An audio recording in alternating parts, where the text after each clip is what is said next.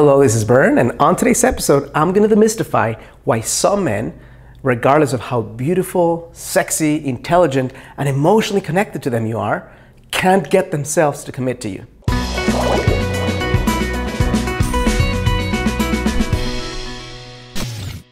Hello, this is Bern. Welcome to another edition of BernMendez.com, a space where I share with ambitious, conscious, heart-centered, and successful women how you can attract the man and the relationship you want without the need for gimmicks, manipulation, and silly techniques. Now, if you've ever been with a man who can't commit despite the fact that you're being amazing with him, things are working fine and he still can't get himself to commit, I'm going to share with you the number one reason why that happens. But before I do that, I want to share with you that there's multiple things that affect a man's capacity to commit, right? How much compatibility is between you, how much sexual chemistry, how much emotional connection, your ability to communicate without erupting into challenge.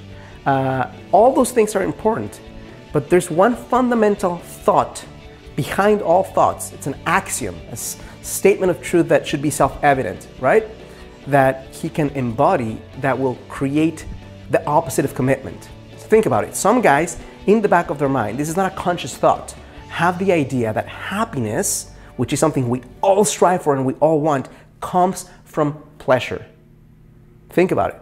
If you think that happiness comes from pleasure, then commitment is something you're deadly afraid of, because commitment requires sacrifice, requires compromise, and requires delayed gratification. So if happiness comes from pleasure, it's easier to not commit and to think about how many women you can connect with or what you can do that day to make yourself feel happy and relaxed and fun, instead of what will create long-term sustainability. So a man who operates from this very unconscious belief that happiness comes from pleasure is not a great candidate for commitment. And no matter how hard you try to get him to commit, in the back of his mind, commitment means suicide for him. So he won't do it, right? And he doesn't have enough practice in this quintessential habit called delayed gratification. When you can delay gratification for later, like when you say, instead of buying a super expensive car, I'll buy a more modest car, but the difference I'll invest, and then 5 years from now I'll have a lot more money. It takes discipline and it takes consciousness to do that. And if the man is operating from a place of me, now, whatever I want, whatever my dick wants, then he's not going to be able to commit, because he's going to feel like his life is being constricted. Now, there's a different type of expressiveness in men, right? There's men who have graduated through the process. We all start from a point of happiness comes from pleasure, but at some point you get knocked down, you get punched, you wake up and you feel empty, or you feel lonely, or you feel like something's fucking missing in my life.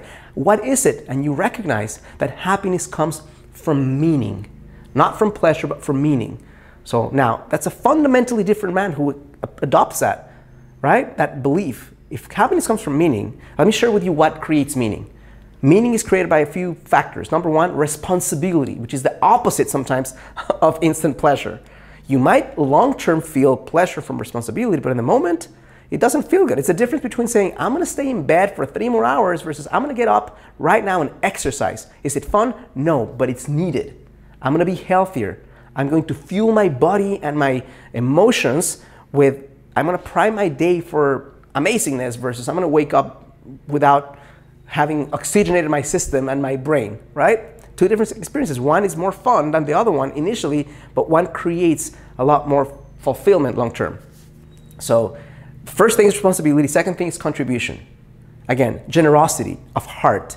Doing something for others that without strings attached. Doing something for the pleasure of seeing life become better as a result of something you did or said or expressed.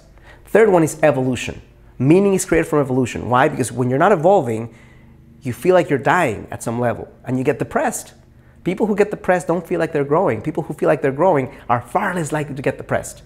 So meaning created by responsibility, contribution, evolution versus pleasure, two different kinds of men. This man will be far more likely to be able to contribute, because when you commit to a woman for life, the commitment is not just to you or to that woman, it's to a set of principles, to the principle of showing up, the principle of telling the truth, the principle of being responsible, the principle of delaying gratification for something greater The principle of 1 + 1 in that relationship equals many, not just 2.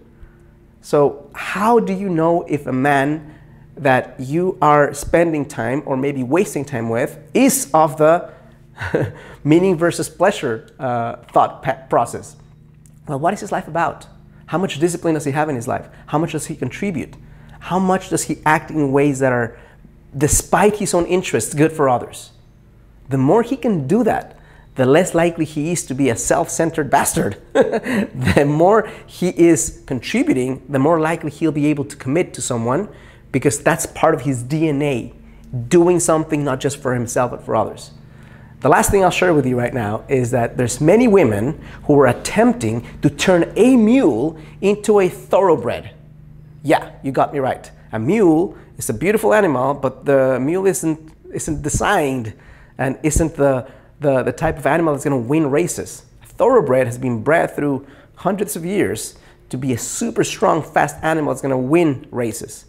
So if you're with a mule and you're attempting to guide him through emotional puberty for him to become a thoroughbred, you are wasting your time. Allow him the space he needs to evolve into the kind of man that can offer more, not just to himself or to a woman, but to the world as well. Hope this is helpful, useful, insightful. If it is, I'm going to ask you to do one thing. If you're interested in entering a relationship that is meaningful and fulfilling and you don't know how to do it, the first line in the description of this video will take you to a training that I created for you that's going to share with you specific steps as to how you can enter that relationship in a lot less time than your current trajectory. Now, if you've been watching my videos and if you enjoy this video, second thing is like, thumbs up, and subscribe to my channel. That way you can be notified of new episodes as they come out.